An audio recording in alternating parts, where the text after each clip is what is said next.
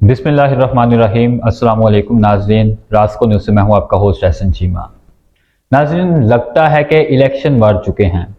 कभी इम्कान है कि सदर मुमलिकत को वज़ीर आज़म एमरजेंसी समरी भेज देंगे। ऐसी सूरत में इलेक्शन का इनेकाद खतरे में पड़ जाएगा। अफगानिस्तान या ईरान के साथ जंग की कोई गुंजाइश नहीं। पाकिस्तान का रद्द अमल ठीक ठाक और नागज़ीर था। तंग आमद बजंग आमद। जवाबन पाकिस्तान का ईरान पर 7 मिसाइल दागना ऐन हक्को इंसाफ पर मबनी है। कौम को सदमे से निकालना रियासत का औलीन फर्ज है। पाकिस्तान ईरान तनाव ऐसी अनहोनी क्यों कर मुमकिन हुई? नाज़रीन, ताने बाने यकीनी तौर पर गजा जंग से ही जुड़ेंगी। सीनियर तजियाकार व कालम नगार हफीजुल्लाह नियाजी ने जंग में शाया होने वाले एक कालम बाअनवान ऑपरेशन मर्ग बरसर मचार में अहम तफसीलात शेयर कर दी।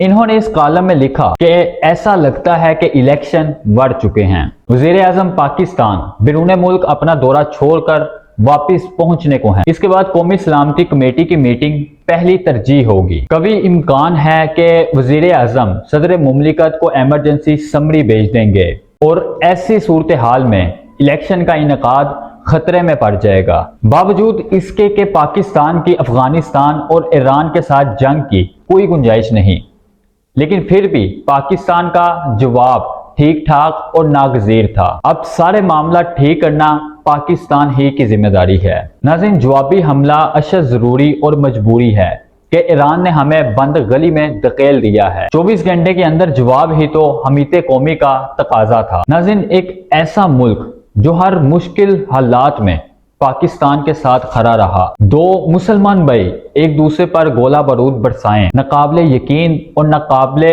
बयान है। ईरानी जाहलियत अफसोसनाक और काबिले मुजम्मत है। उम्मीद है कि दोनों मुमालिक मिल बैठकर हल निकाल लेंगे, गलतफहमियां दूर हो जाएंगी और फिर दोबारा जुड़ जाएंगे। नाज़रीन, मैं दिल जमी से समझता हूँ कि वाक़े का ताल्लुक गजा में जारी जारहियत से है। महिरल अकूल और इंतहाई पेचीदा है। गजा जंग आज बहिरा अहमर में दाखिल हो चुकी है। इसने ईरान और यमन को भी लपेट लिया है। अहम तरीन बहरी तजारती व तस्वीराती गुजरगाह बहिरा अहमर ही है, जो कि इस वक्त यमनी हौसियों की जद में है। नाज़रीन, अमरीकी इसराइली बहरी बेरे रोजाना की बुनियाद पर इसका निशाना बन रही हैं। कॉलम में हफीजुल्लाह नियाजी ने मजीद लिखा कि हकीकत यह भी है कि मुसलमानों पर तसलसल से दाए अमरीकी मुजालम के खिलाफ अकेला ईरान ही हर जगह दामे दरमे सखने मौजूद था। मिस्री अखवान अल मुस्लिमीन, हमास, हज़बुल्लाह, अफगान मुजाहिदीन, हौसी तहरीक या शाम हुकूमत के बचाव अमरीका के खिलाफ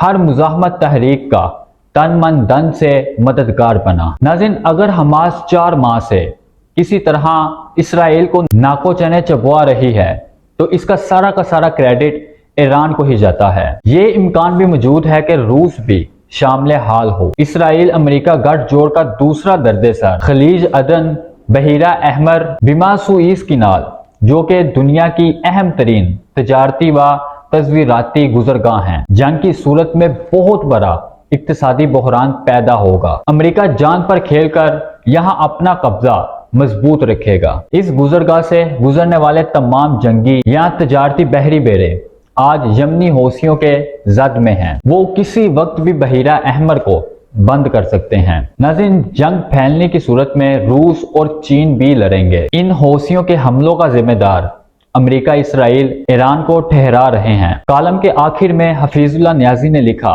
कि अमेरिका आबनाए हरमस के इर्द गिर्द तेल के ज़खायर का इकलौता दावेदार मुतजम्मिल हो चुका है। अमेरिका की पहली तरजीह ईरान और पाकिस्तान को आपस में उलझाना है। पाकिस्तान ईरान लड़ाई का एक नुकसान ये है कि गजा पर डाले जाने वाले मुजालिम से नजर हट जाएगी। दूसरी तरफ ईरान को अपने तयन पर इराक ईरान जंग की तर्ज पर नई उलझन में भटकाने की कोशिश है। दबे लफ्जों में कोई मिली भगत भी कि ईरान अमेरिका के हाथों इस्तेमाल हो गया है। नाज़रीन, उम्मीद है कि अक्ल गालिब आएगी।